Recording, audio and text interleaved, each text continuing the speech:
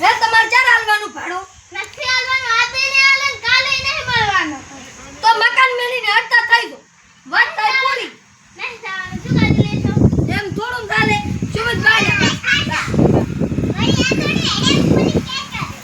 Police case કરો ગમે ઈ કરો મારે તો મારા મકાનનું ભાડું જોવાય ને કે અરજી હું કરી દેડો તમે જાઓ મહણિયા.